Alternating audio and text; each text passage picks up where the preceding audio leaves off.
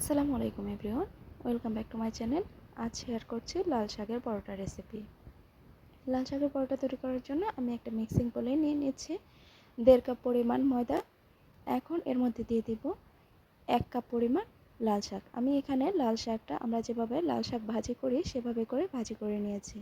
এখানে পেঁয়াজ, রসুন এবং কাঁচামরিচ দিয়ে লাল শাক ভাজি করে নিয়েছি, আর এটা খুব ভালোভাবে ম্যাশ করে নিয়েছি।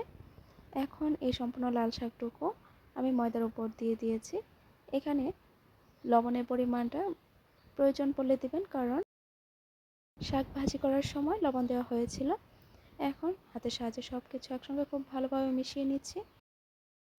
খুব ভালোভাবে মাখিয়ে এটাকে একটা ডো তৈরি করে নিব। তো এই ডোটা তৈরি করার জন্য এখানে আমি কোনো রকম পানি ব্যবহার করছি না।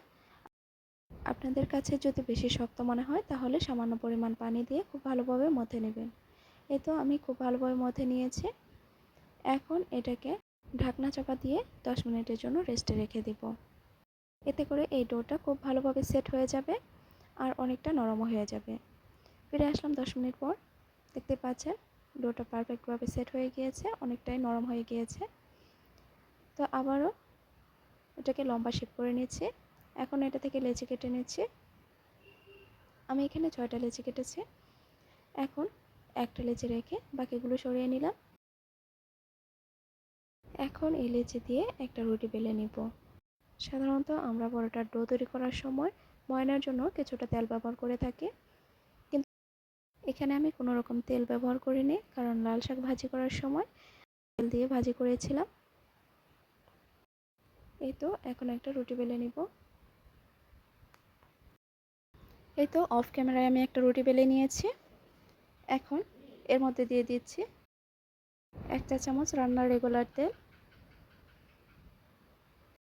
এখন এই তেলটুকু সম্পূর্ণ রুটির মধ্যে লাগিয়ে নিব। তেলটা সম্পূর্ণ রুটির মধ্যে লাগিয়ে নেওয়া হয়ে গিয়েছে। এখন এটাকে ভাঁজ দিয়ে নিব। পরোটার ভাঁজ অনেকভাবে দেওয়া যায়, তবে আমি এখানে স্কোয়ার শেপেই দিচ্ছি। আপনারা আপনাদের পছন্দ মতো পরোটা শেপ দিয়ে নেবেন। এই তো ভাঁজ দেওয়া হয়ে গিয়েছে। এখন আবারও এর মধ্যে সামান্য পরিমাণ ময়দা ছিটিয়ে দিয়েছি। এখন আবার ওই পরোটা বেলে নিব। এই তো আমি অফ ক্যামেরায় পরোটা বেলে নিয়েছি। এইভাবে করে আমি সবগুলো পরোটা বানিয়ে নিব।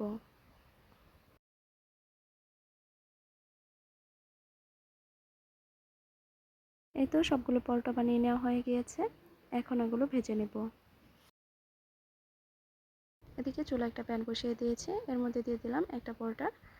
এখন এর একটা সাইড ভালোভাবে হয়ে আসলে এটা উল্টিয়ে অপর সাইডটাও কিছুটা ভেজে নেব। এটা আপনারা চাইলে পরোটা না বানিয়ে এইভাবে করে রুটিও বানিয়ে খেতে পারেন, ওটা আরও বেশি হেলদি হবে। এই তো রুটির দুইটা সাইড যখন খুব ভালোভাবে হয়ে এসেছে, এই পর্যায়ে এর মধ্যে দিয়ে দিব পরোটা ভাজার জন্য 2 টেবিল চামচ রান্নার রেগুলার তেল। এবার উল্টিয়ে পাল্টিয়ে সব দিকে তেল লাগিয়ে খুব ভালোভাবে পরোটা ভেজে নেব। এই তো একটা পরোটা আমার ভাজা হয়ে গিয়েছে। এখন এটা উঠিয়ে নিচ্ছি। এইভাবে করে আমি সবগুলো পরোটা বানিয়ে নেব।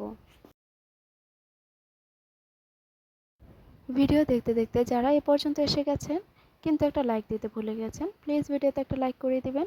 ভালো লাগলে শেয়ার করে অন্যকে দেখার সুযোগ করে দিবেন, আর চ্যানেলটি সাবস্ক্রাইব করে পাশে থাকবেন। এইভাবে করে আমি সবগুলো পরোটা বানিয়ে নিব। খুবই হেলদি একটি খাবার। সকালের নাস্তায় এইভাবে করে পরোটা বানিয়ে দিলে পরিবারের সবাই খুবই তৃপ্তি করে খেয়ে নেবে, আর সবার পুষ্টি চাহিদাও পূরণ হয়ে যাবে। দেখতে যেমন সুন্দর তেমনি হেলদি একটি নাস্তা। এই পরোটা দেখতে কালারফুল বলে বাচ্চারা খুবই পছন্দ করে। তো এইভাবে করে যারা এখনও ট্রাই করেনি তারা অবশ্যই একবার হলেও ট্রাই করে দেখবেন। তো আজকের মতো এখানেই বিদায় নিচ্ছি। সবাই ভালো থাকবেন, সুস্থ থাকবেন, নিজের এবং পরিবারের খেয়াল রাখবেন। আল্লাহ হাফেজ।